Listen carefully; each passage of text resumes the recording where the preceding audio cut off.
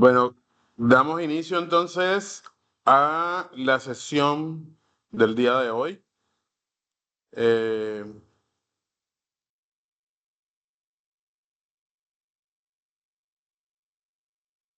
Damos inicio a la sesión del día de hoy en relación al tema factores de riesgo a la salud. En la sesión pasada estábamos hablando de los factores de riesgos ambientales y en el día de hoy vamos a hablar un poco de los factores de riesgo a la salud. Eh, Vamos a desarrollar la sesión igual que las sesiones anteriores. En la primera parte hablamos un poco de los conceptos y la temática que hemos venido trabajando en las actividades que ustedes vienen desarrollando. Y en la segunda parte de la sesión aclaramos dudas e inquietudes acerca de las actividades que estamos desarrollando y de la plataforma Sayuna. Entonces, como les decía en el día de hoy, vamos a hablar un poco de los factores de riesgo a la salud y se dice que estos son cualquier tipo de característica, conducta, exposición o condición que incrementa la probabilidad de desarrollar una enfermedad o sufrir una lesión. Quiere decir que cualquier agente o cualquier elemento o cualquier característica o cualquier exposición o condición que tenga la probabilidad de causarme una enfermedad es considerado un factor de riesgo a la salud. Quiere decir que en el momento en el que yo esté expuesto a cualquiera de estos factores, yo podría entonces sufrir ya sea una enfermedad o una lesión. Dentro de estos factores de riesgo, principalmente se han determinado cuatro tipos de factores. Hay algunos autores que incluyen algunos factores adicionales, pero yo quise traerles, digamos que cuatro principales. El primero, los factores de conducta o estilo de vida, y son aquellos comportamientos que inclusive son modificables y que dependen de decisiones netamente personales, pero que impactan directamente a nuestro bienestar. Dentro de este encontramos, por ejemplo, el consumo del tabaco y la exposición al humo, las dietas poco saludables cuando consumimos alimentos con exceso de azúcar, de grasa o ultraprocesados, el sedentarismo o la falta de actividad física o el consumo nocivo de alcohol o de sustancias psicoactivas. Como les decía, estos factores dependen principalmente de nosotros y están asociados a nuestra conducta, a nuestro estilo de vida, a lo que nosotros hacemos como personas. Y eh, son modificables. Quiere decir que mediante eh, mi forma de, digamos, o mi decisión, puedo frenar la acción de estos factores. Si yo decido fumar o decido dejar de fumar, estoy o trayendo un factor de riesgo o frenando un factor de riesgo. Entonces, si se dan cuenta, cada uno de estos depende principalmente de mí como persona. Por otra parte, están los factores fisiológicos y estos son características biológicas y condiciones corporales que aumentan el riesgo de padecer enfermedades crónicas. Estos a menudo se derivan de condiciones, de factores de conducta y de predisposiciones genéticas. Por ejemplo, aquí encontramos eh, el sobrepeso y la obesidad, la hipertensión arterial, Regálenme un segundito, que hay alguien por acá entrando. Listo. Les decía entonces el sobrepeso y la obesidad, la hipertensión arterial, los niveles altos de colesterol y triglicéridos en la sangre o los niveles elevados de glucosa. Si se dan cuenta, en algunos casos, como se decía, estos son características biológicas, pero que podrían ser derivados de factores de conducta o de predisposición genética. Hay algunas personas que por predisposición genética tienden a subir de peso más rápido y por lo tanto a sufrir de sobrepeso y de obesidad.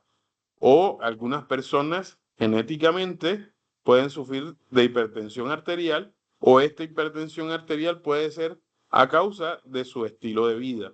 Si se dan cuenta, estos factores en algunos casos están ligados con los factores de conducta o de estilo de vida mencionados anteriormente. Por ejemplo, los niveles altos de colesterol y triglicéridos o los niveles de elevados de glucosa en la sangre también hacen parte de estos factores y que podrían, en algunos casos, tener una predisposición genética o ser causados por el estilo de vida de cada uno de nosotros. Asimismo, encontramos los factores ambientales y socioeconómicos. Entonces, estos provienen entonces del entorno externo y de las condiciones estructurales donde las personas viven, trabajan o se desarrollan. Aquí encontramos, por ejemplo, la contaminación del aire, el agua y el suelo, el acceso limitado a los servicios de salud, la exposición a agentes patógenos, radiaciones o sustancias tóxicas y el nivel socioeconómico y los factores de estrés psicosocial. Si se dan cuenta, estos están muy asociados a los que veníamos hablando la clase pasada y que hacen referencia a esos elementos que están en nuestro entorno que podrían tener algún tipo de afectación a la salud.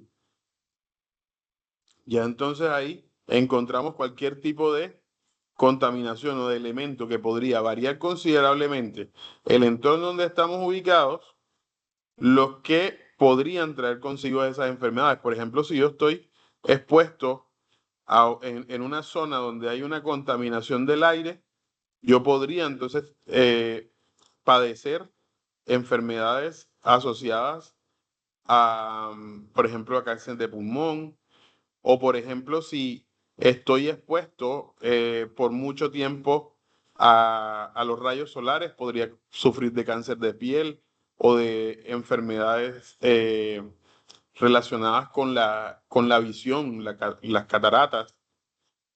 Entonces, esto depende más de lo que está a mi alrededor que me puede causar algún tipo de afectación. Fíjense que aquí también incluyen, por ejemplo, el nivel socioeconómico de la persona y lo que, digamos, los factores de estrés psicosocial que estos podrían llegar a generar.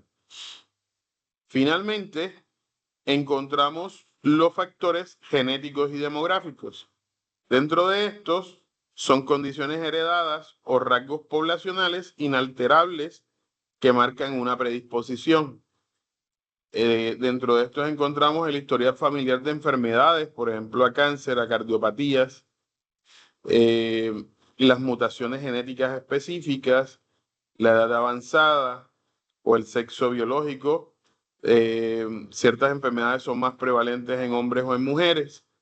Entonces, ahí hay unos factores que predisponen, digamos que, algunas condiciones genéticas que podrían causar algún tipo de enfermedad.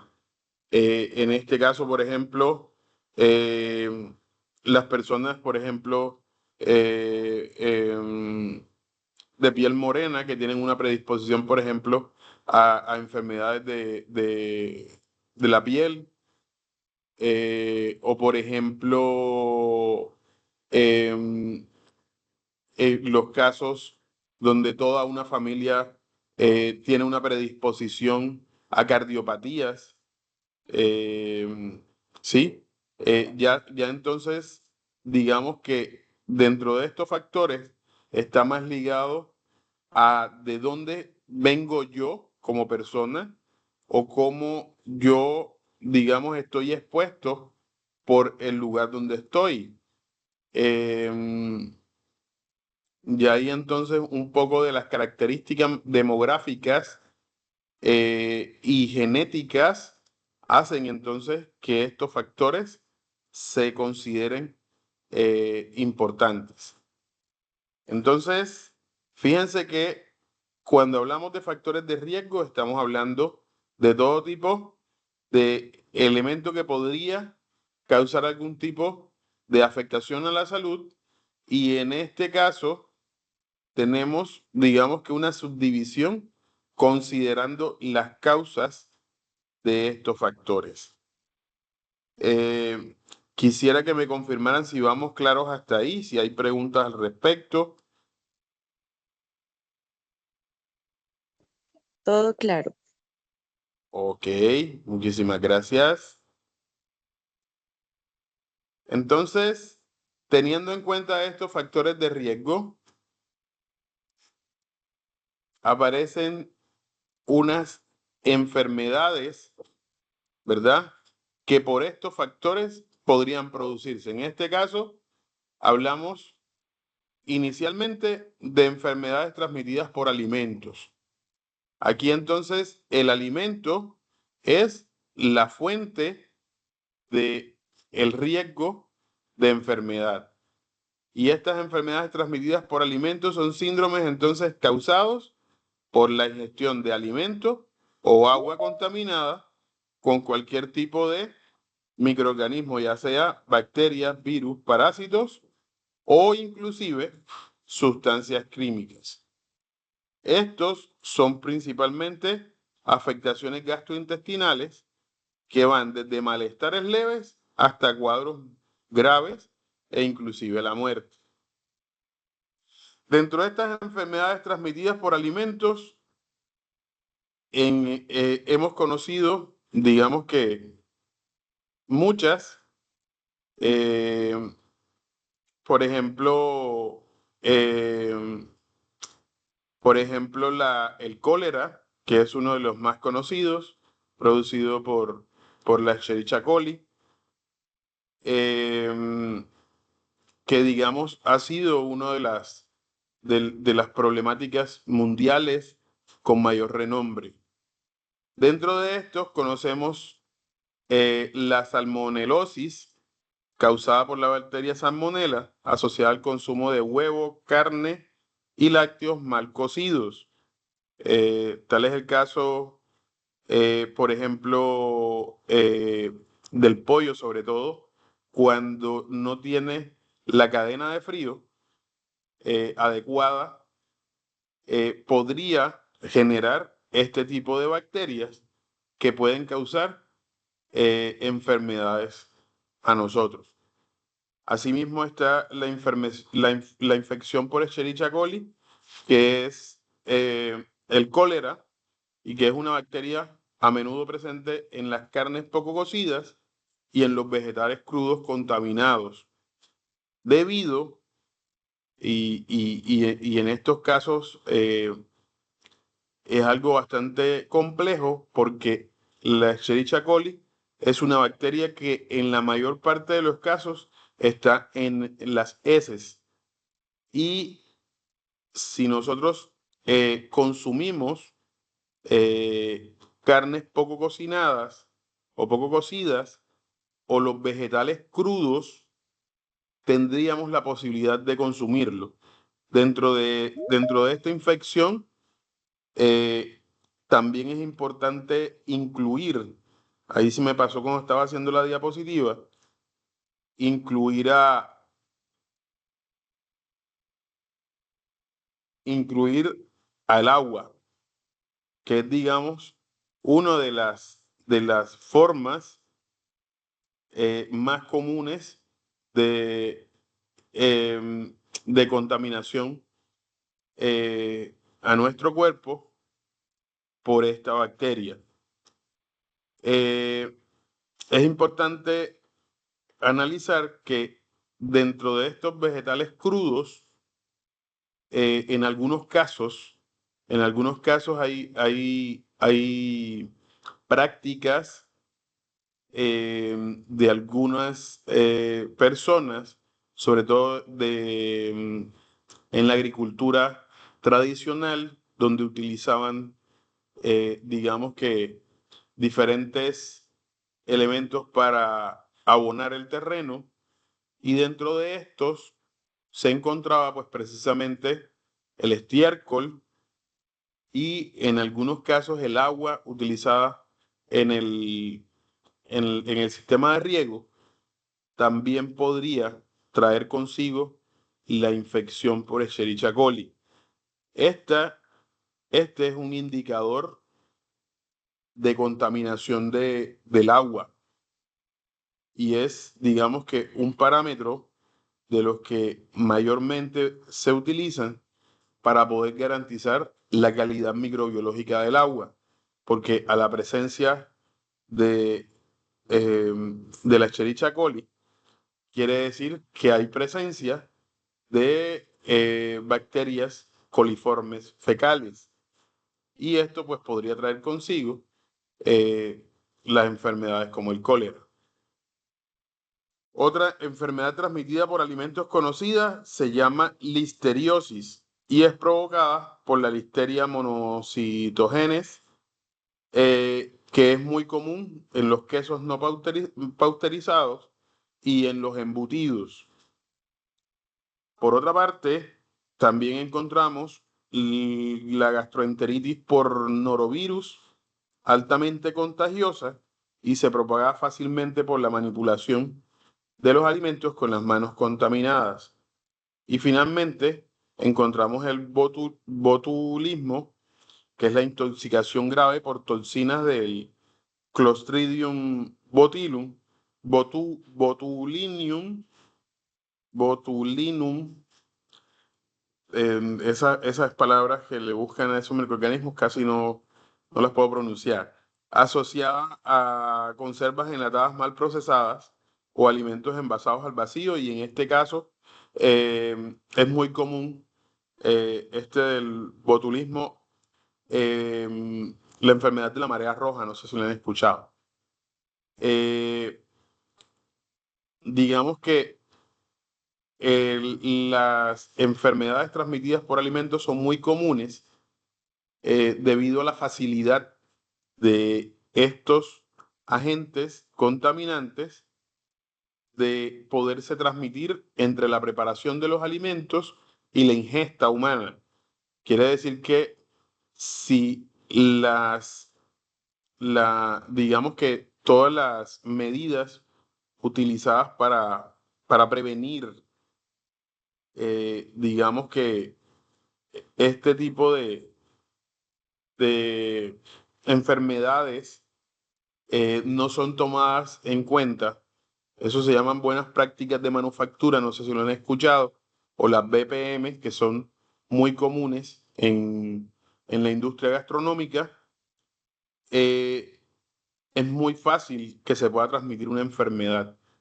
O sea, digamos que las enfermedades transmitidas por alimentos son muy comunes actualmente, porque esas buenas prácticas de manufactura en algunos casos son limitadas, eh, y, y digamos que la presencia de estos microorganismos, de estos agentes contaminantes, son muy comunes.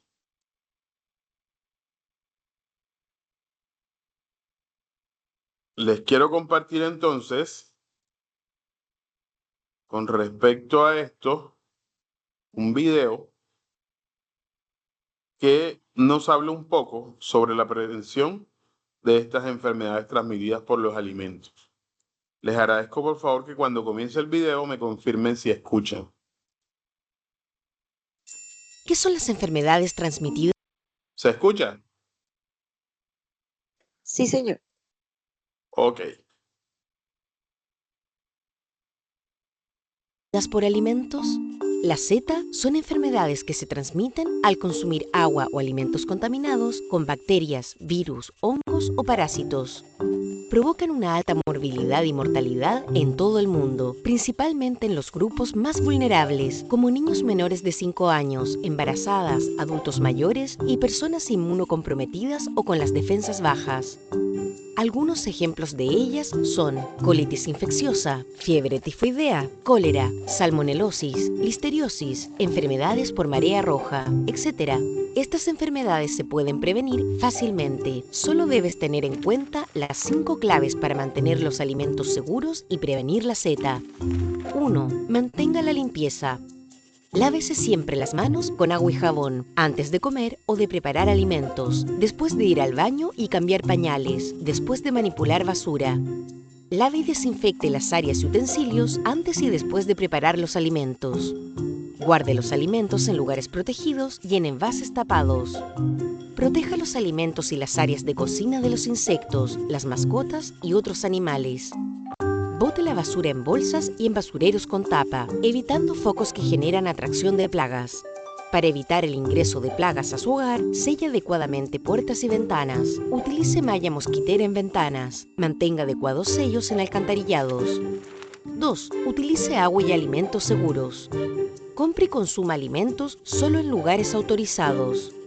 Use y consuma agua potable o agua de vertiente bien protegida. Si no dispone de ella, hiérvala al menos 1 minuto. Déjela enfriar y guárdela en tiestos limpios y con tapa. Si no puede hervir el agua, desinféctela agregando 20 gotas de cloro de uso doméstico, envasado y sin aroma, por cada litro de agua. Déjela reposar 30 minutos antes de usarla. Elija alimentos sanos, frescos y en buen estado. Valorar alimentos producidos con semillas no intervenidas, idealmente proveniente de curadoras de semillas. Lave las frutas y verduras, siempre, especialmente si se comen crudas. No utilice alimentos después de su fecha de vencimiento. No compre carnes ni mariscos en lugares clandestinos o de dudosa procedencia. Si consume carne de cerdo, faenada en su domicilio o en forma particular, examínela antes de prepararla. 3. Separe carnes, pollo y pescado crudos del resto de los alimentos. Evite la contaminación cruzada. Separe siempre los alimentos crudos de los cocidos. Use siempre utensilios diferentes, como por ejemplo, cuchillos o tablas para picar, para preparar alimentos crudos y cocidos. Guarde los alimentos en recipientes separados, limpios y tapados. Lave siempre sus manos luego de manipular alimentos crudos. 4. Cocine los alimentos completamente. Cocine completamente los alimentos, especialmente los huevos, pescado, mariscos, pollo y todo tipo de carnes. Cocine las diferentes variedades de carne hasta que la parte interna esté bien cocida, sean estas de vacuno, cerdo, pollo, pescado, etc. Si necesita recalentar la comida, hágalo hasta que esté bien caliente o hierva por lo menos durante 5 minutos. No consuma mariscos crudos, cocínelos por lo menos 5 minutos. 5. Mantenga los alimentos a temperaturas seguras, bien fríos o bien calientes. No deje alimentos cocidos a temperatura ambiente innecesariamente. Mantenga la comida bien caliente, hirviendo, hasta el momento de servirla. Si necesita recalentar su comida, hiérvala por 5 minutos. Refrigere lo más pronto posible los alimentos cocinados y los perecibles. No descongele los alimentos a temperatura ambiente. Descongele lentamente dentro del refrigerador. No guarde comida mucho tiempo. Etiquete con las fechas de preparación. Ya lo sabes, sigue estos simples consejos y tendrás la clave para proteger a tu familia de las enfermedades transmitidas por alimentos. Seremi de Salud.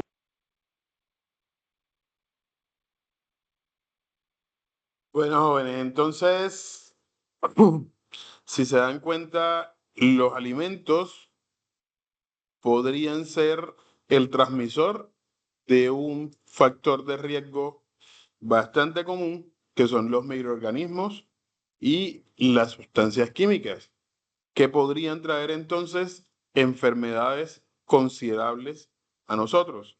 Estas prácticas, como las que les acabo de compartir en el video, son, digamos que, unas recomendaciones bastante comunes que hemos escuchado por mucho tiempo frente a digamos, la,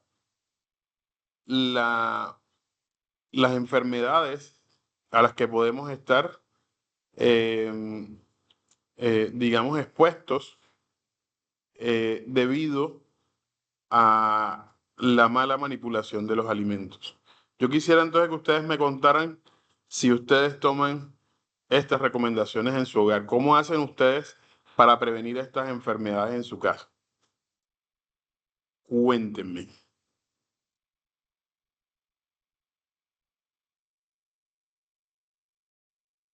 No todos a la vez.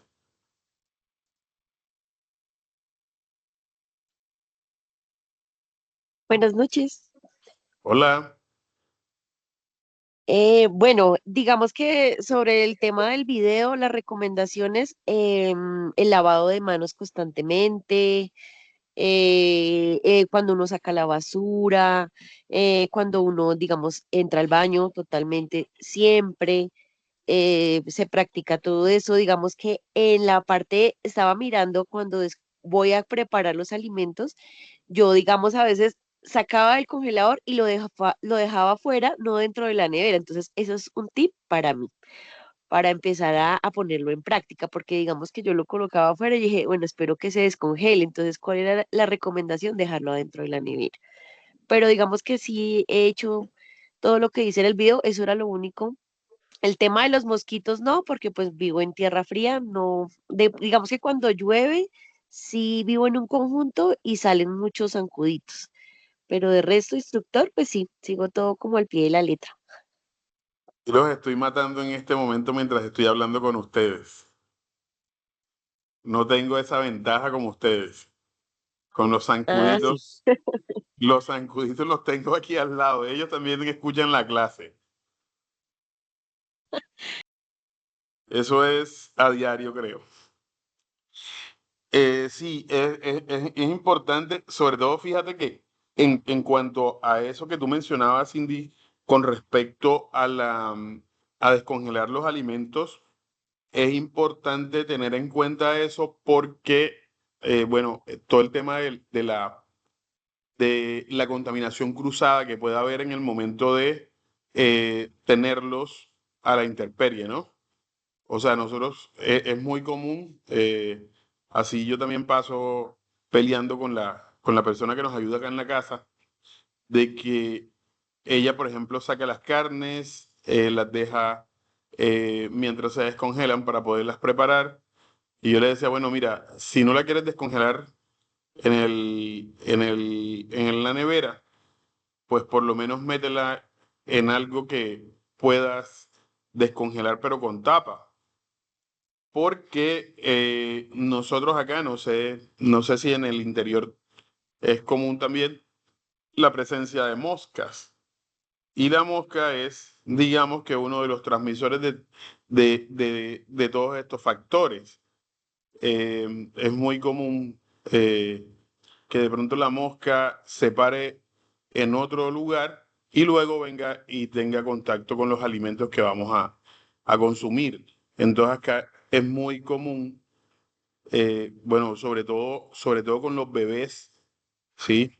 Eh, escuchar que de pronto están expuestos a este tipo de factores, porque cuando, pues obviamente las defensas de ellos son menores a las de nosotros, y con el tetero o con cualquier tipo de alimento, que tenga contacto de pronto con estos tipos de factores es bastante grave. Entonces sí es recomendable pues seguir lo que estábamos viendo en el video. ¿Alguien más tiene algo que aportar? Pues entonces, Instructor, yo tengo una pregunta. sí, claro que sí. Eh, es que, ¿qué tan cierto es que cuando, digamos, uno está preparando pollo, el pollo no puede, digamos, que contamina otra clase de alimentos? O sea, uno puede estar preparando una pechuga, Ajá. saca la pechuga, la pone en la tabla, pero que la tabla, no sé si es mito, que los alimentos, no sé, digamos las alberjas, las habichuelas, estén dentro de la misma tabla que porque el pollo contamina los otros verduras. Crudo, ¿no? Lo que pasa es que el pollo es una de las carnes que tiene digamos que un proceso mucho más rápido digamos, de entrar a descomponerse debido a sus características. Las carnes blancas, si te das cuenta, las carnes blancas tienen unas características muy diferentes. En el video mencionaba mucho los mariscos y el pollo. Entonces, cuando hay presencia, de estados de descomposición, eh, es, digamos que muy probable que pueda contaminar los otros alimentos. El pollo, por ejemplo, nosotros acá en la costa, por ejemplo, ir a hacer mercado, ¿sí? Te cuento en mi experiencia personal, ir a hacer mercado y comprar pollo es venir a la casa y de una meterlo al congelador, porque si demoras mucho tiempo, se daña. O sea, él se descompone muy rápido. Y esa descomposición está asociada precisamente a todos estos tipos de microorganismos.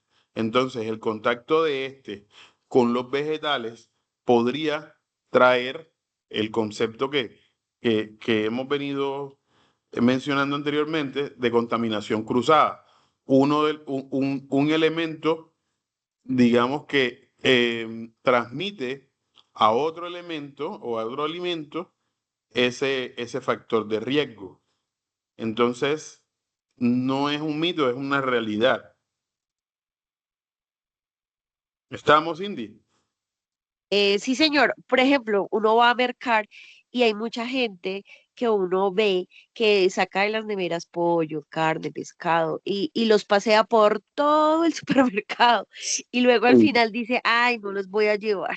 Entonces lo dejan, digamos, en la caja y hasta que la chica cajera o bueno, van y vuelven, digamos que ahí pierde mucha cadena de frío.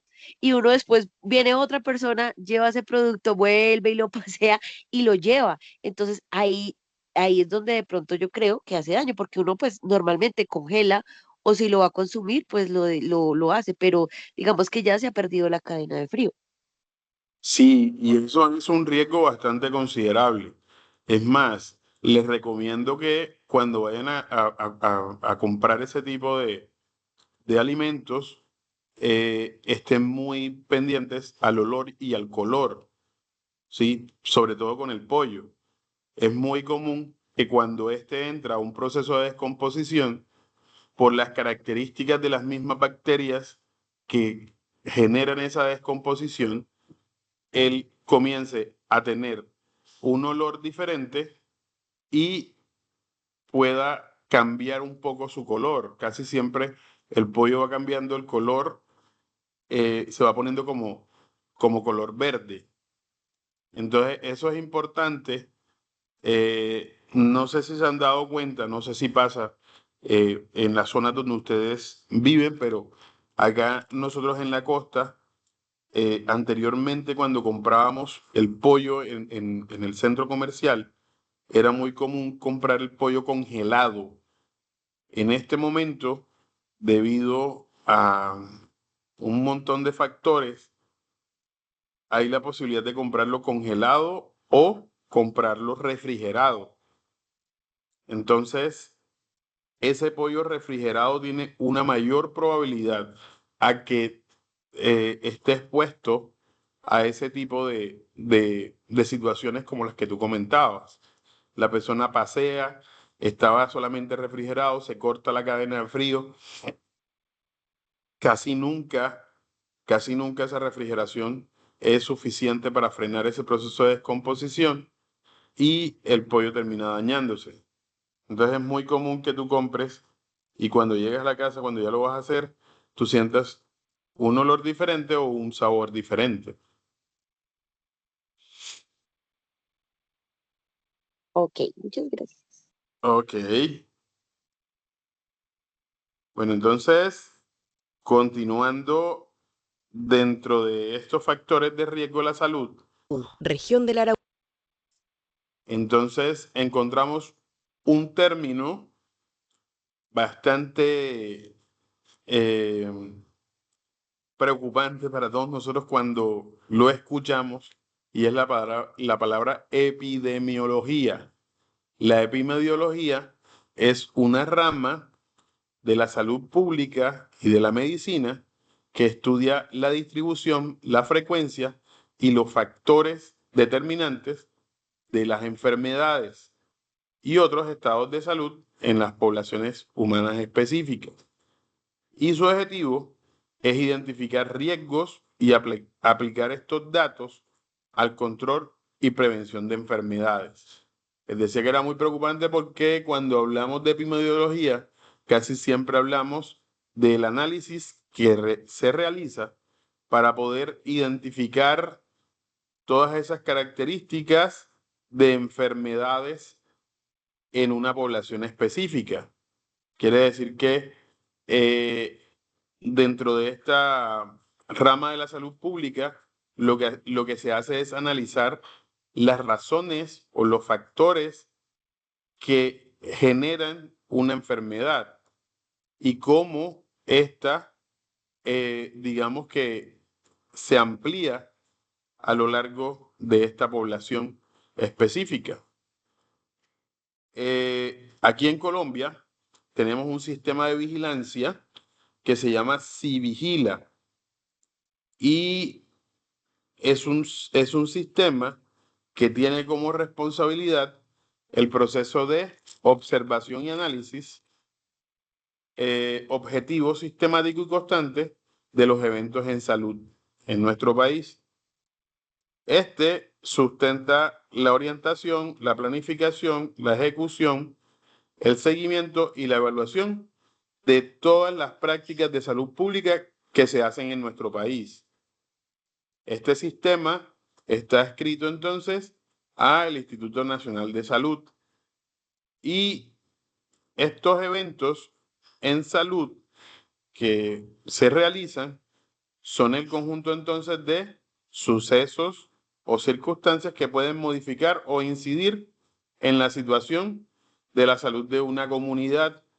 Entre estas, las enfermedades, los factores protectores, la discapacidad, la muerte, y los factores de riesgo y otros determinantes. Quiere decir que si vigila, lo que busca es analizar sistemáticamente esos eventos de salud y buscar entonces toda la planificación para desarrollar eventos de salud que permitan minimizar esos eventos de salud, esas enfermedades que se puedan presentar.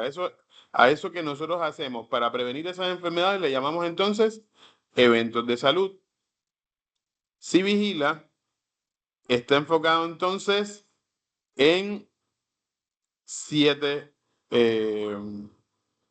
digamos que 7 ítems diferentes. La morbilidad y la mortalidad, hablando pues de enfermedades transmisibles, enfermedades crónicas, enfermedades evitables, enfermedades externas. También se enfoca en todo el comportamiento y el funcionamiento y la discapacidad, hablando entonces ya ahí de estilos de vida, de adicciones, de deficiencias, de minusvalías. Por otro lado, también se enfoca en temas de violencia y lesiones de causa externa, hablando entonces de violencia autoinfligida cuando la hago yo mismo, violencia interpersonal cuando es otra persona o violencia colectiva cuando es, digamos que una población. Por otra parte, también se enfoca en las intervenciones en salud pública y aquí pues revisa todo el tema de protección específica, de detección temprana de enfermedades, de cobertura de salud, de acceso a los sistemas de salud y de calidad de estos sistemas de salud. Otro de sus de sus ítems también está la tecnología esencial en salud, hablando de la sangre y de los derivados, de los trasplantes, de los dispositivos médicos, de los laboratorios que realizan eh, esos exámenes en salud. Digamos que desde este punto de vista, pues, cómo se desarrollan, digamos que, estas acciones.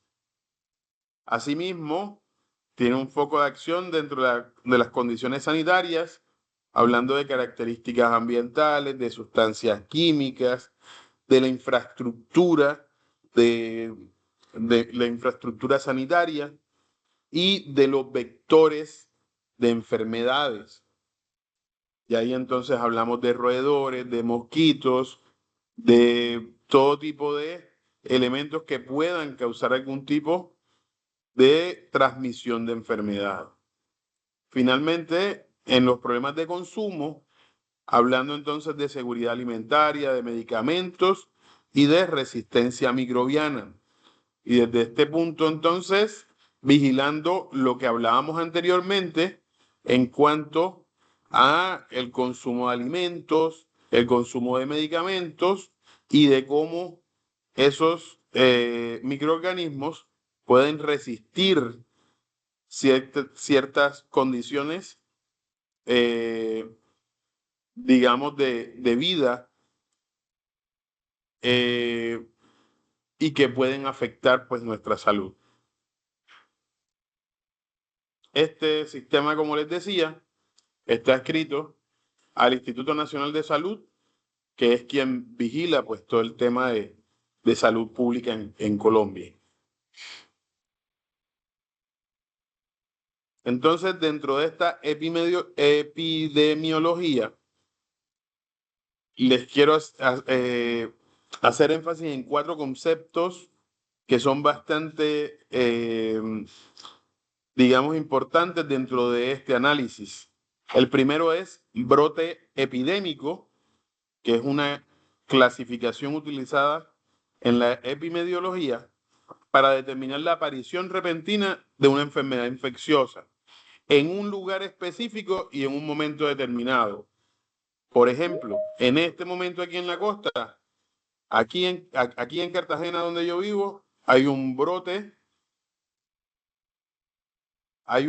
por ejemplo, de gripa debido a las condiciones ambientales por el cambio de clima en el que estamos sometidos entre el calor y los episodios de lluvia, los cambios repentinos, así como que estábamos en la calle caminando con el sol caliente y de pronto comenzó a llover. Eso causa la aparición repentina de una enfermedad infecciosa, porque entonces a mí me da un resfriado que es causado por un virus y yo se lo transmito a mi esposa y a mis hijos y así sucesivamente se va transmitiendo. Eso, un brote epidémico, quiere decir que es algo que apareció repentinamente y que se dio en un lugar específico, en un tiempo específico. Por otra parte, está la epidemia, que es una enfermedad que se propaga rápida y activamente, con los que el número de casos aumenta significativamente, aunque se mantenga en un área geográfica concreta. Quiere decir que la epidemia se da en un área específica, a pesar de que el número de casos aumenta significativamente. Quiere decir que una enfermedad que podríamos considerar, eh, digamos que se desarrolla en muchas personas, pero solamente se determina en un área geográfica específica. Por otra parte, está la pandemia y esta está asociada a 2 criterios específicos: que la enfermedad afecte a más de un continente, quiere decir que ya salió del área geográfica específica, y que los casos de cada país ya no sean importados, sino transmitidos comunitariamente. Caso específico, coronavirus. el que más conocemos. Eso fue una enfermedad que afectó a varios continentes, pero que cuando llegó a cada uno de estos continentes, a cada uno de estos continentes se propagó con las mismas personas que estaban en ese continente. Una persona llegó aquí a Colombia con coronavirus, se la transmitió a otra persona y de ahí esa persona infectada la transmitió a todas las demás personas. En ese momento se declara el estado de pandemia. Finalmente, la endemia se define como la aparición constante de una enfermedad en un área geográfica o en un grupo de población, aunque también puede referirse a una alta prevalencia crónica de una enfermedad en dicha área o grupo. Para ello, deben cumplirse dos criterios: que permanezca la enfermedad en el tiempo y que afecte a una región o a un grupo de la población claramente definidos. Una endemia, entonces, si se dan cuenta, es relacionada entonces a un área geográfica específica, una enfermedad que definitivamente se desarrolla, digamos, con una prevalencia en esa zona específica.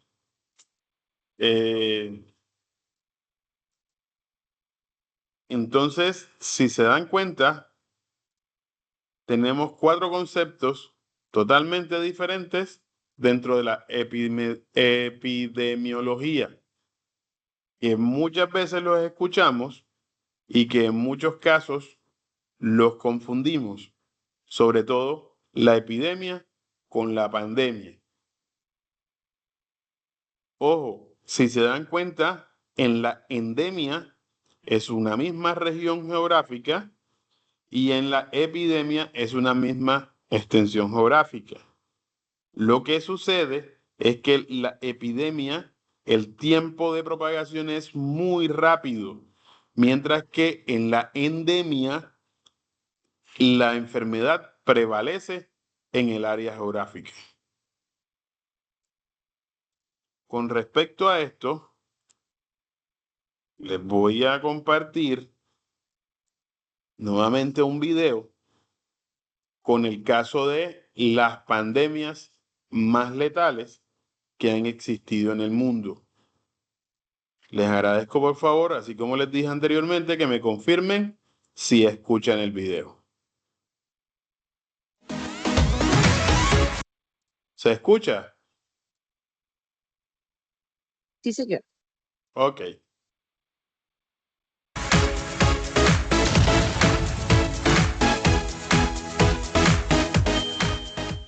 A lo largo de la historia se han presentado diversas catástrofes que han puesto en peligro nuestra estancia en este planeta.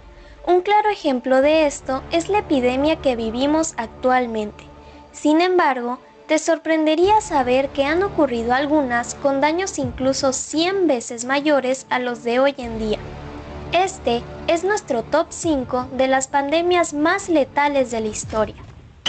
Número 5. VIH-Sida. Es la única de esta lista que sigue activa. Aunque su tasa de mortalidad se ha reducido mucho gracias al descubrimiento de diversos tratamientos que permiten prácticamente hacer vida normal a los enfermos, este patógeno de inmunodeficiencia humana, VIH, se propaga a través de determinados líquidos corporales y ataca el sistema inmunitario del cuerpo. Aunque se desconozca su origen exacto, se cree que probablemente este saltara de chimpancés a los humanos en África, en un proceso que se conoce como zoonosis. Número 4. Plaga de Justiniano. 30 a 50 millones de víctimas. Entre los años 541 y 549, en el todavía Imperio Romano de Oriente, surgió una enfermedad que afectó a entre 30 y 50 millones de personas, entre el 13 y 26% de la población estimada en el siglo VI. El motivo, la plaga de Justiniano, una enfermedad desconocida que causaba fiebre y manchas pestilentes en todo el cuerpo, misma que fue recurrente en torno a los puertos del Mediterráneo hasta aproximadamente el año 750, causando un gran impacto en toda Europa. Su nombre viene del emperador romano Justiniano I, que regía entonces el Imperio Bizantino, y fue afectado por la enfermedad, pero sobrevivió. En el tercer puesto está la gripe española, de 40 a 50 millones. Esta enfermedad había sido la última gran pandemia a la que se había enfrentado la humanidad de manera colectiva. Se originó con toda probabilidad en campamentos militares de Estados Unidos. Sin embargo, el fuerte control sobre los medios que impusieron muchos gobiernos durante la Primera Guerra Mundial hizo que el primer sitio donde de verdad se reportó la terrible incidencia fuera España. Fue causada por un brote de gripe tipo A, subtipo H1N1, que, a diferencia de las gripes conocidas hasta el momento, no afectaba sobre todo a niños y ancianos, sino también a jóvenes y adultos con buena salud. La mayoría de las estimaciones sitúan la cifra de muertos entre 40 y 50 millones de personas. Número 2. Viruela, 56 millones de víctimas. Aunque las cifras de fallecidos están lejos de las de la peste negra, la viruela fue una enfermedad infecciosa que estuvo presente en las sociedades humanas durante siglos. Conocida desde la época romana, causaba una enorme mortalidad y no existía ningún tipo de tratamiento general contra sus síntomas, unas erupciones muy dolorosas en la piel y fiebre. Además, la viruela afectaba sobre todo a niños y recién nacidos, siendo durante mucho tiempo uno de los principales causantes de mortalidad infantil. La enfermedad se propagó a lo largo de la historia a través de brotes periódicos. En la Europa del siglo XVIII se estima que unas 400.000 personas morían cada año por viruela y un tercio de los sobrevivientes desarrollaba ceguera. En el número 1 se encuentra la más mortal de la historia, la peste negra, 200 millones, misma que apareció a partir de mediados del siglo XIV. Introducida por marinos, esta enfermedad comenzó en el puerto mediterráneo de Messina, Italia, pero se extendió muy rápidamente, llegando a Inglaterra, Alemania y Rusia en 1350. La enfermedad era altamente infecciosa y durante un lapso de tiempo de apenas de unas décadas, se estima que un tercio de la población de Europa, entre 75 y 200 millones de personas, falleció por causa de la peste. Hemos llegado al final de este video. ¿Qué opinas acerca de estas peligrosas epidemias? Déjanos saber en los comentarios. No olvides suscribirte, darle like si te gustó. Señores, cuéntenme. Si han escuchado hablar de estas pandemias,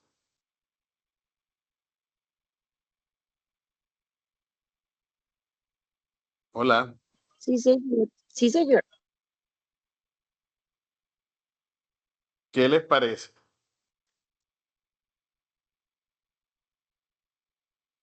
¿Ustedes creen que estamos preparados para una nueva pandemia?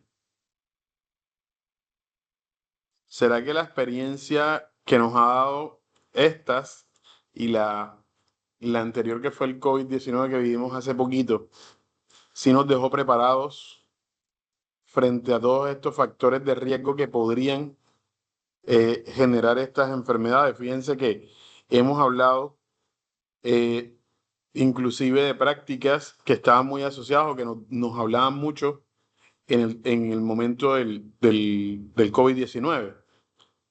Por ejemplo, lavarse las manos, por ejemplo, usar tapabocas, por ejemplo, el consumo de los alimentos sin un proceso adecuado.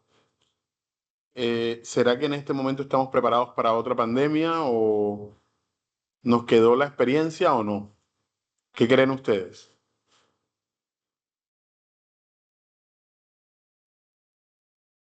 Pues, hola. Yo creo que no nos quedó, pues digamos que la experiencia es ponernos tapabocas, pero uno muchas veces, digamos, sube el Transmilenio y la gente con gripa, estornuda, tose. Entonces, digamos que eso empieza siempre desde uno. Entonces, si uno empieza a colocarse una gripa, un tapabocas, tratar digamos, no contagiar a otra gente, entonces digamos que hace una gran labor. Entonces, yo opino eso. Ok. Sí, es importante, creo que si se dan cuenta, el coronavirus, que es pues el más reciente y el que creo que tenemos, digamos que una experiencia muy, digamos, muy fresca. Si se dan cuenta, en muchos casos el coronavirus avanzó por causa de nosotros mismos, ¿no? Y si se dan cuenta en lo que hablábamos en la diapositiva anterior, cuando hablábamos de pandemia, hablábamos de una enfermedad que se propagaba de un continente a otro y que y se propagaba muy rápido. Quiere decir esto que si nosotros hubiésemos tomado unas precauciones, digamos, más certeras, creo que no se hubiese propagado tanto y no se hubiese muerto tanta gente. Entonces, fíjense que a lo largo de la historia no fue solamente o no ha sido solamente el coronavirus, hemos vivido otras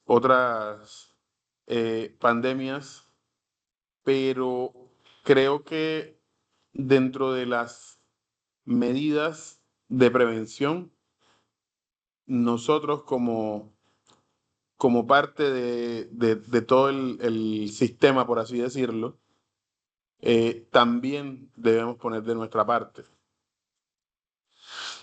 Eh, Eh, bueno, si bien, Instructor, sí, ahí también nombran el SIDA, ¿no? El VIH. sí, sí, ese creo que sí depende de cada uno de nosotros, ¿no? La, Exacto, exacto. Lo que la pasa es que yo creo propagación, que ahorita, sí, yo lo que veo es, digamos, lo que uno analiza antes y ahora, las chicas de ahora, digamos que no se cuidan, se cuidan es de no quedar embarazadas, pero no ven esas consecuencias de alguna enfermedad de transmisión sexual, ¿no?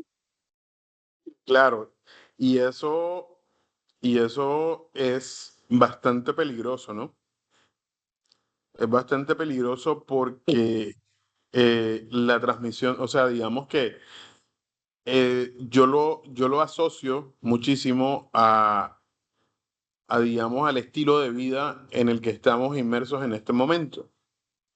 Eh, Estamos en un estilo de vida un poco más abierto, más con mayores libertades, con otra forma de pensar y sin tener las precauciones del caso, pues obviamente este tipo de enfermedades se propagan aún más. Yo hace un tiempo hablaba con un amigo, colega, ingeniero ambiental también. Él trabaja en todo el sector eh, hospitalario, en todos los temas de manejo de residuos hospitalarios y me comentaba que, pues como él tiene que estar en estos centros de salud, haciendo pues inspección del manejo de los residuos para poder, él tiene una empresa de gestión de estos residuos, pues entonces me decía que era muy común eh, los casos en los cuales pues le referían del aumento considerable de, de casos de VIH en los lugares que él visitaba. Y él me decía, uy, yo en este momento creo que me da miedo hasta tomar agua en la calle. Entonces yo le decía, pero si eso es una enfermedad de transmisión sexual. Y me decía, no, pero es que me da miedo. Y me da miedo mis hijos y me da miedo lo que se está, digamos que viendo, por lo menos acá en esta zona, eh, con respecto a los embarazos prematuros, con respecto a la salud sexual de los niños y niñas en este momento, que pueden desencadenar algún tipo digamos, de propagación de este tipo de enfermedades. Bueno, entonces Y seguir siguiendo en esta temática, hablamos ahora de zoonosis. Ya habíamos hablado de enfermedades transmitidas por los alimentos, ahora hablamos de zoonosis, que son enfermedades entonces infecciosas que se transmiten de forma natural entre animales vertebrados y los seres humanos. Y estos se originan por virus, bacterias, hongos o parásitos y pueden contagiarse por contacto directo con animales, mordeduras o picaduras de vectores, como por ejemplo las garrapatas o los mosquitos, o al consumir alimentos contaminados. Dentro de estos, por ejemplo, la rabia, que es transmitida por mordeduras o arañazos de mamíferos contaminados como perros, murciélagos, el dengue, el zika y el chikungunya, que son enfermedades virales propagadas por mosquitos. Esas son muy comunes aquí en la zona donde yo vivo, o sea, aquí en Cartagena, en todo nuestro departamento de Bolívar, es muy común escuchar la propagación del dengue. La leptospirosis, bastante transmitida por el contacto con agua o tierra contaminada con orina de roedores. La enfermedad de Lyme o la toxoplasmosis, que es una infección causada por parásitos y bacterias transmitidas por garrapatas, por heces de gatos. Y digamos que estas enfermedades, digamos que eh, mm, a pesar de no ser, digamos que nuestra culpa, entre comillas, sí es nuestra culpa no prevenirlas. Por ejemplo, en el caso del dengue, la acumulación de agua en un lugar pues puede traer consigo la propagación del mosquito Anopheles, que es uno es, digamos que el causante de esta enfermedad. Eh, Aquí hay, digamos que también, digamos que algún tipo de responsabilidad nuestra en cuanto, en cuanto a la gestión de de estos animales con respecto pues a la transmisión de estas enfermedades, porque las condiciones sanitarias en las que nosotros vivimos pueden traer consigo entonces la presencia de estos vectores o de estos animales que puedan causar este tipo de enfermedades. Entonces, para finalizar nuestra sesión, eh, la primera parte de nuestra sesión, perdón, quisiera que analizáramos dos preguntitas. La primera, relacionada a cuáles factores de riesgo en salud creen ustedes que estamos expuestos en mayor grado. Y la segunda es que si creen que si Vigila realiza un trabajo eficiente en Colombia. Si creen que aquí en Colombia estamos haciendo acciones que previenen esas enfermedades causadas por factores de riesgo que están asociadas pues a nuestra vida diaria. ¿Qué creen ustedes?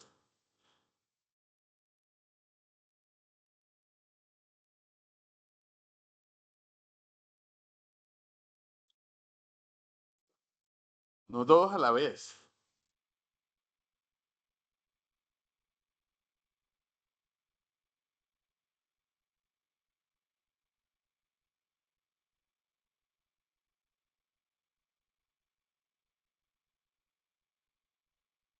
Hola.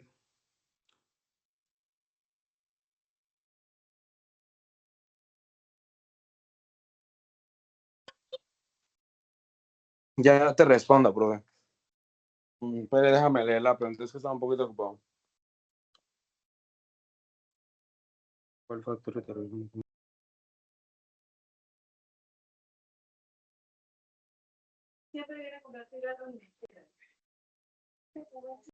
Yo creo que uno de los factores de riesgo más común es a los que estamos expuestos literalmente, pues incluyendo todo en general. Diría que es la contaminación, la contaminación atmosférica debido a que, pues, saben, no, para nadie es un mito que últimamente la contaminación se eleva a un nivel muy elevado, ¿no? Pues digo yo, Ok.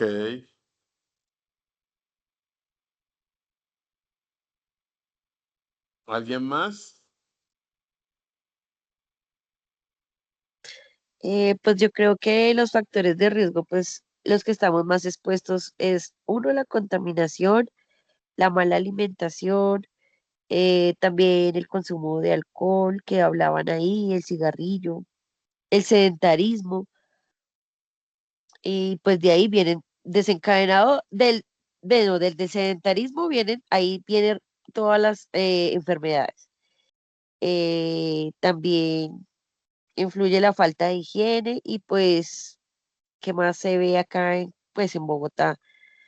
Y pues yo creo que si, pues si vigila realiza buen trabajo, pues en gran parte en Colombia, porque pues ayuda a vigilar y, pues a controlar pues las enfermedades cuando se detectan pues brotes y pues ayuda mucho a tomar como medidas en la salud y pues acá en la población. Ok. ¿Alguien más?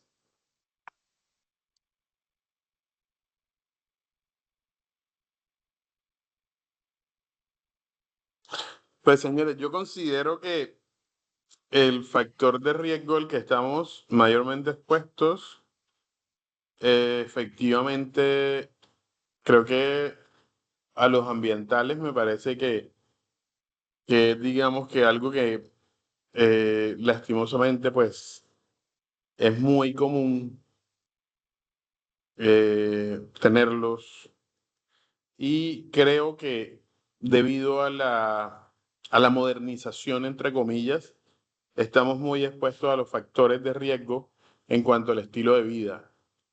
Eh, digamos que el consumo de alimentos ultraprocesados, eh, el consumo de alcohol, de cigarrillo, digamos que ha desencadenado un aumento considerable de enfermedades en Colombia, inclusive trayendo consigo, eh, digamos, enfermedades a personas en un rango de edad bastante menor al que se producían antes. Por ejemplo, la presencia de cardiopatías o de cáncer a personas muy jóvenes. Es muy común escuchar en este momento personas que están sufriendo algún tipo de enfermedad causada precisamente, o sea, he escuchado últimamente muchas personas con cáncer de colon, de recto, de todo el sistema digestivo, producto de la alimentación. Cindy, ¿vas a decir algo? Sí, señor. Digamos que yo tengo dos hijas y yo analizo mucho es en el colegio. Digamos que ahora hay más facilidad y cura la pereza a todas las mamás.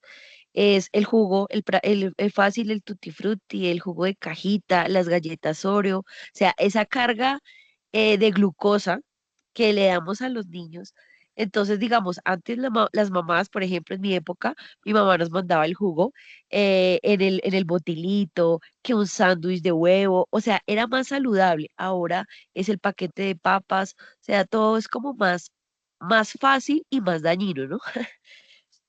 Sí, Entonces, digamos totalmente. que eso, y que digamos, yo tengo mi abuela viva y mi abuelita tiene 96 años. Mi abuelita a esta edad, a la edad que ella tiene, entonces ella ha venido desarrollando enfermedades, pero no tan graves como ahora que uno ve chicos de 26, 27, 28 y niños también con diabetes infantil.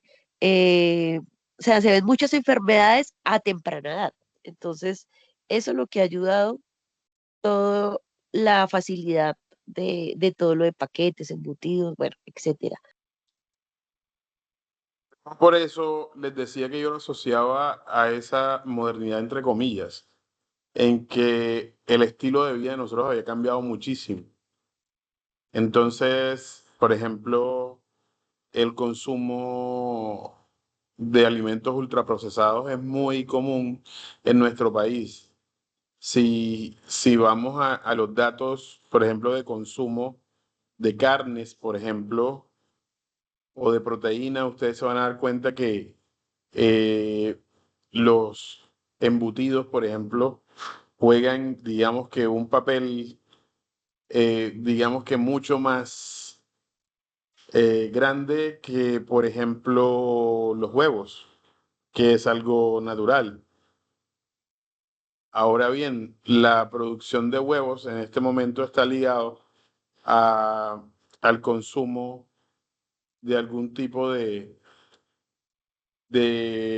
productos químicos que hacen que esa gallina pueda producir huevos más grandes o huevos con unas características específicas, lo que también pues aumenta este riesgo.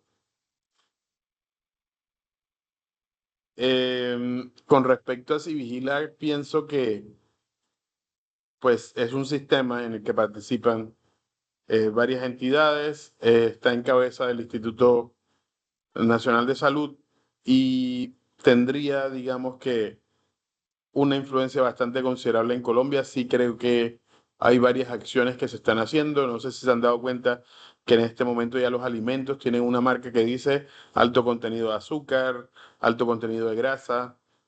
Entonces sí creo que están haciendo algunas acciones con respecto a eso. Sebastián, ¿ibas a decir algo?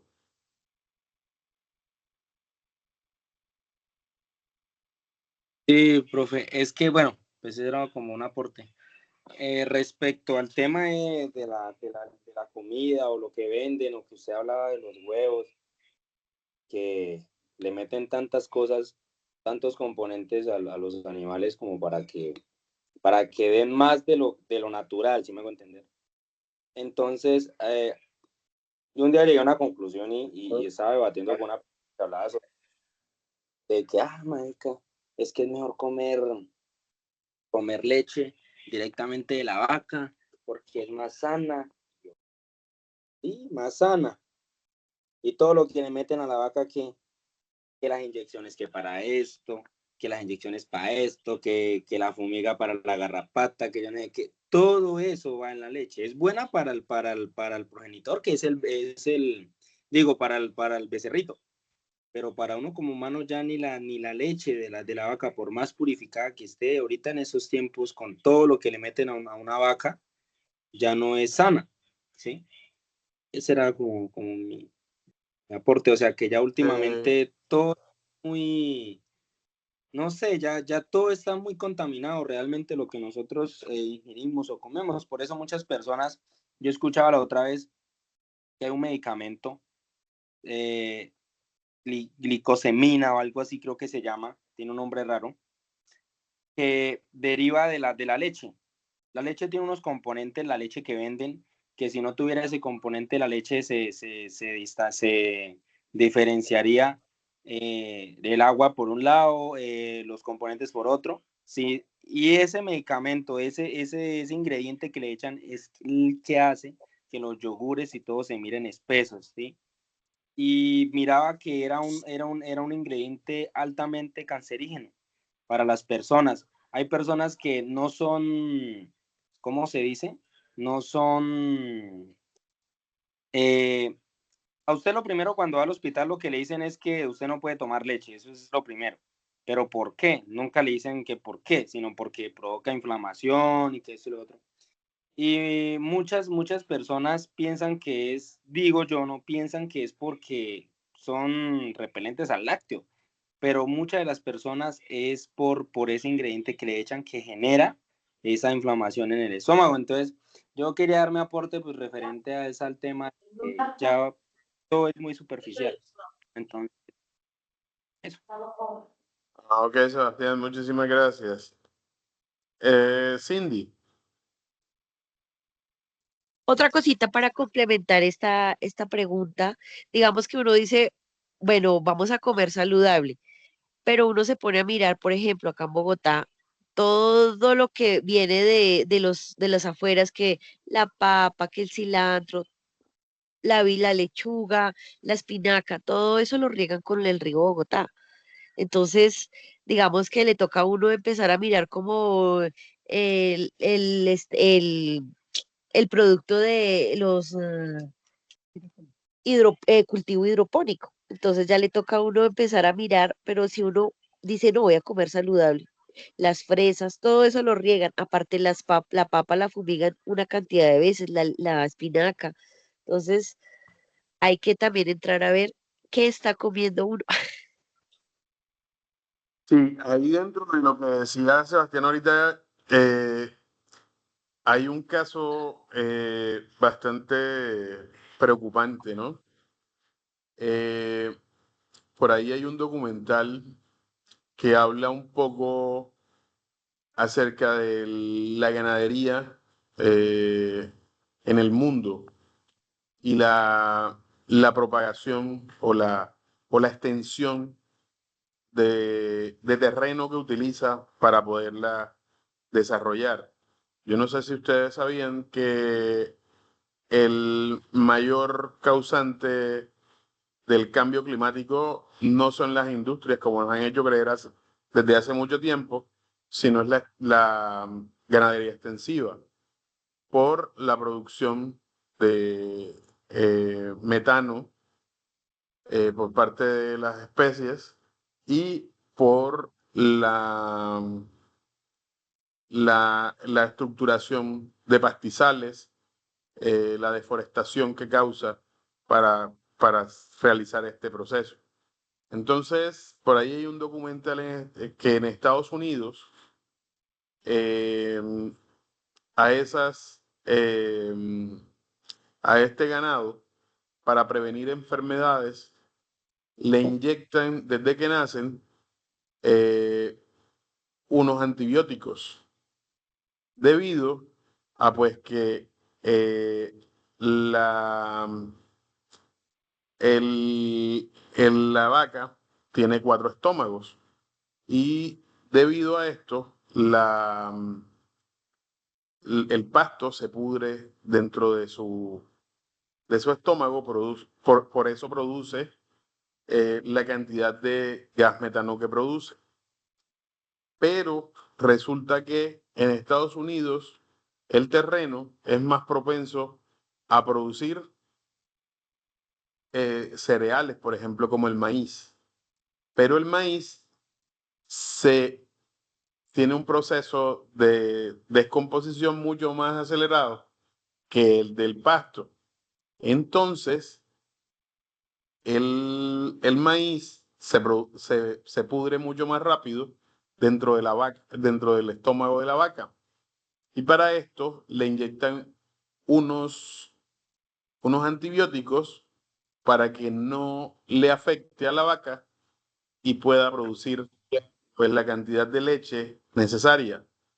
Esto ha hecho que algunas personas en Estados Unidos, cuando van a un hospital porque tienen una infección por cualquier otro agente, cuando le ponen la vacuna contra esa infección, no les hace efecto porque el consumo constante de carne ya hizo digamos que el trabajo de la vacuna y por lo tanto son inmunes a la vacuna. Y esto está causando muertes en Estados Unidos. Entonces, fíjense que el consumo de diferentes tipos de alimentos también está trayendo consigo estos factores de riesgo. Señores, en la segunda parte, pues, de nuestra sesión del día de hoy es dudas e inquietudes frente a las actividades que desarrollamos, dudas e inquietudes frente a Sayuna. Cuéntenme si tienen algo que comentar frente a las actividades y frente a lo que venimos desarrollando. Los escucho.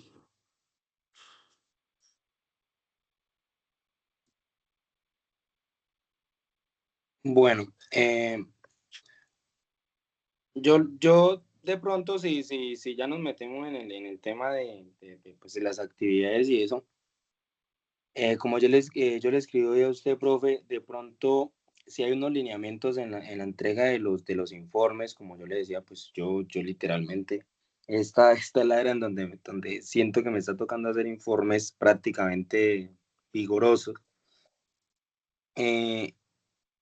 Esa era mi pregunta que quería hacerle a su merced, si digamos por cada página toca hacer deliberadamente un tema o eso no tiene nada que ver. Lo otro es que de pronto en los videos expositivos que pues nos tocó realizar, no sé si yo hice una pregunta si en los videos tenía uno que aparecer literalmente o simplemente uno lo podía exponer o tenía que aparecer uno.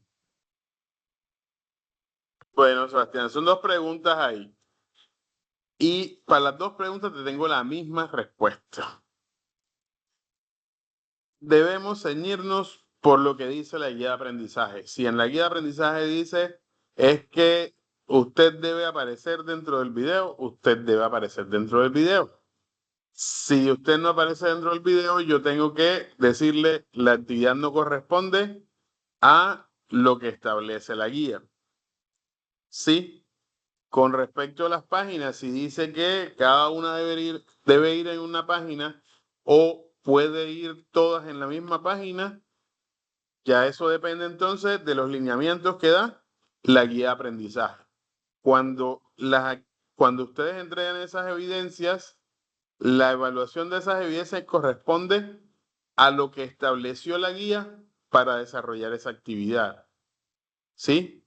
Lo que yo evalúo dentro de esa evidencia es qué tanto corresponde a la actividad propuesta y qué tanto ustedes demuestran dentro de esa actividad la asimilación de unos conocimientos, tanto de conceptos como de principios.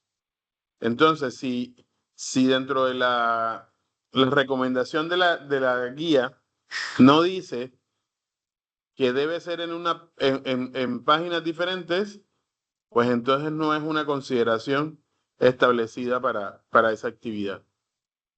Y si no dice que tú debes aparecer dentro del video, pues tampoco es una consideración. Fíjate que dentro del video yo te decía ahí decía que podías utilizar cualquier herramienta para poderlo desarrollar.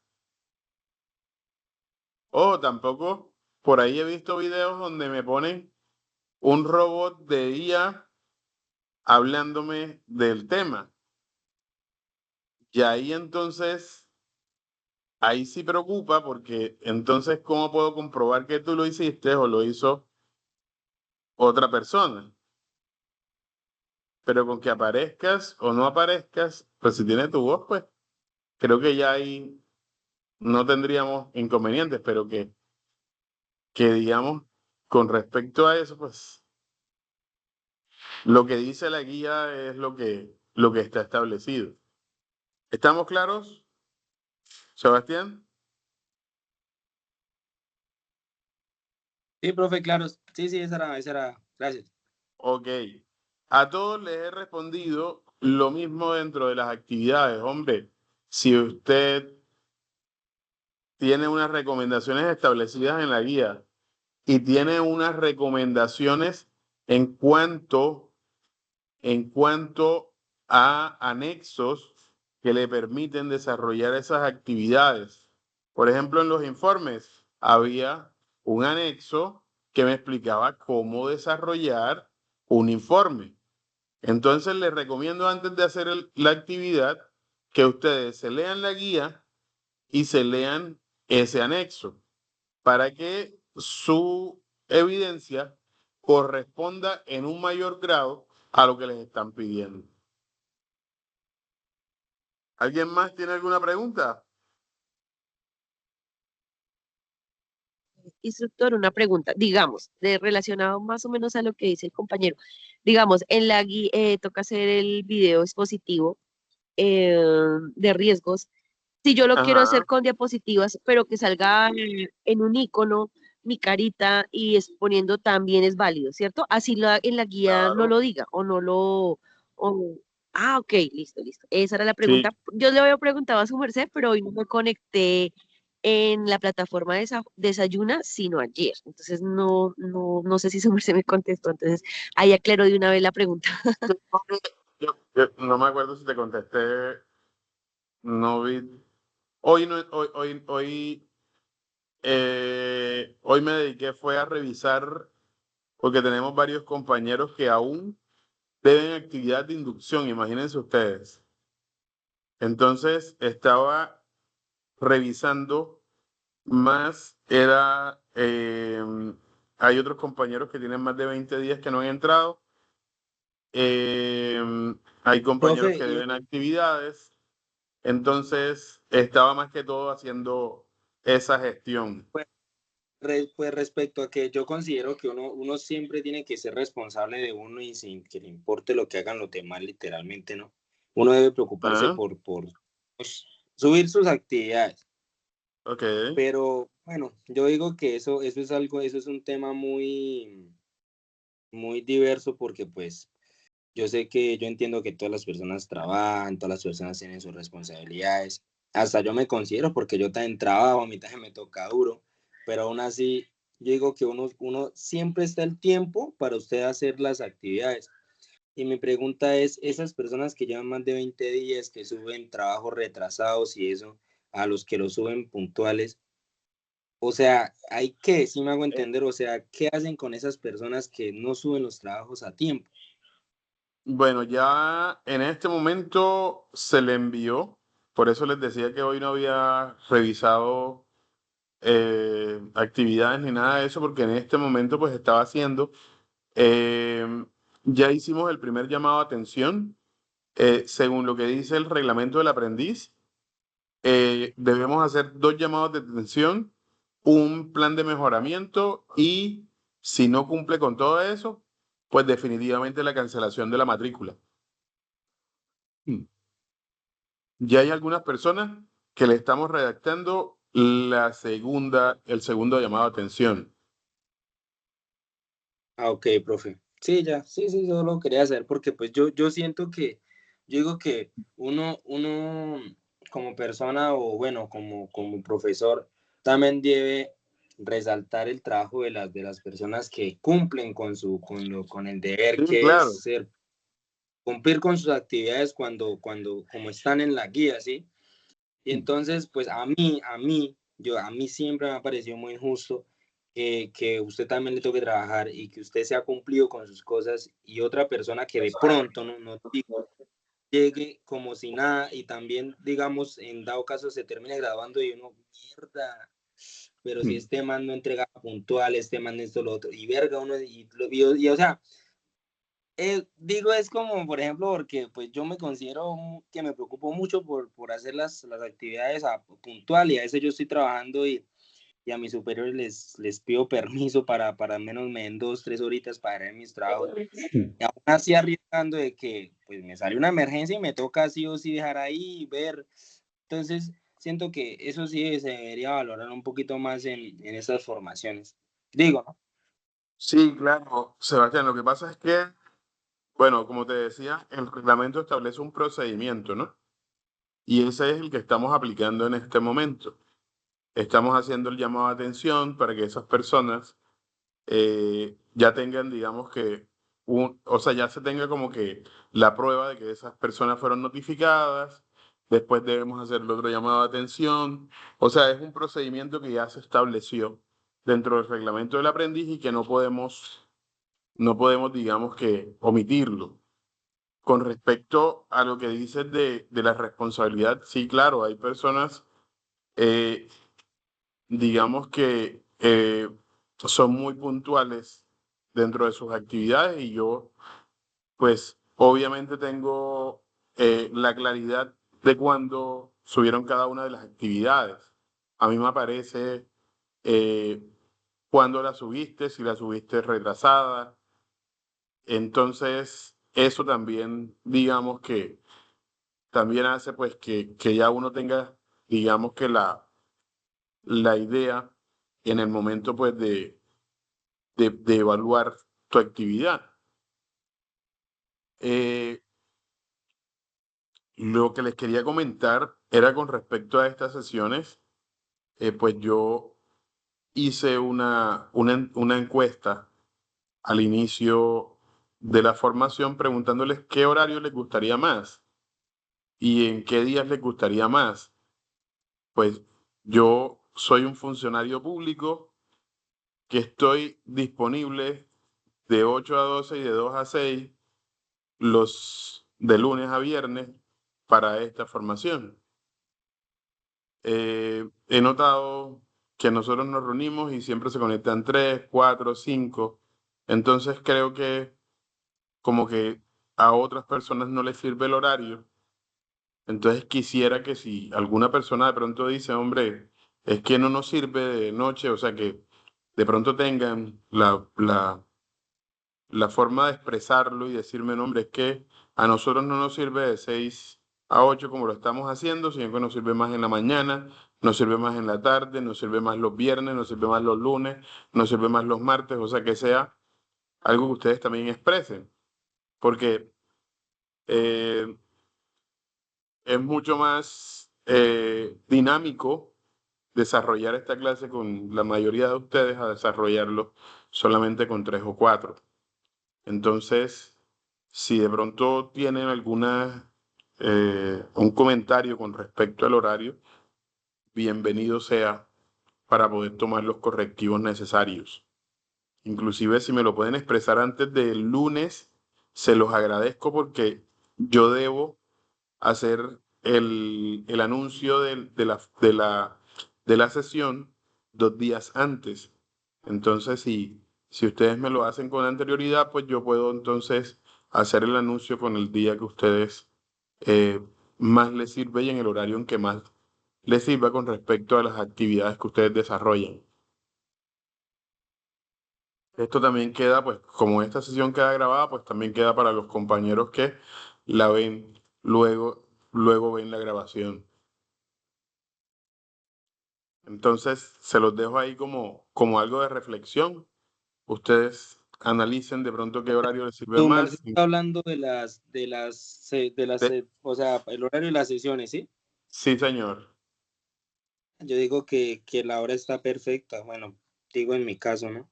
Porque era que yo a veces también soy muy conchudo y lo acepto que de las 2 sesiones que hubieron en ninguna estuve, pero sí vi las grabaciones, al último me puse a las grabaciones, gasté casi 3 horas viendo las grabaciones. Pero yo llegué y dije, mierda, se me dio por ver los anuncios y yo, mierda, llevan 2 grabaciones. Y yo, fue pucha, ni siquiera he entrado, entonces sí toca estar más pendiente de eso. No, y ayuda a complementar mucho realmente, porque los temas que usted pone ahí tienen que ver con las actividades que estamos desarrollando. Y sí o sí uno refuerza y la tiene más clara. Exactamente. Bueno, señores, no siendo más, les agradezco Instructor, por... una pregunta. Sí, claro, Ay, qué pena.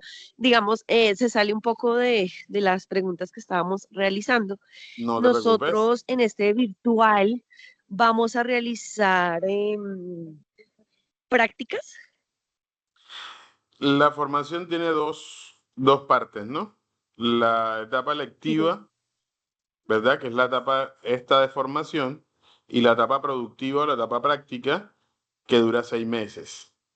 luego que desarrolles toda esta parte, digamos, de formación, debes realizar etapa práctica, ya sea mediante un contrato de aprendizaje o unas pasantías o una monitoría o un proyecto productivo. Inclusive, creo que mañana les debo montar el aviso porque tenemos una reunión con la persona encargada del seguimiento de esa etapa práctica para que les hable un poco de qué se trata esa etapa práctica.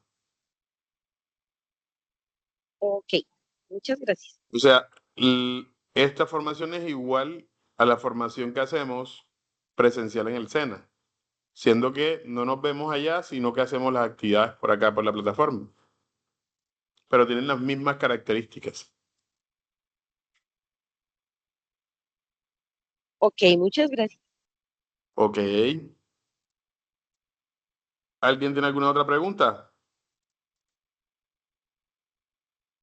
Bueno, no siendo más, les agradezco mucho por haberse conectado, por haber estado aquí, a los que miran esta grabación eh, por diferido.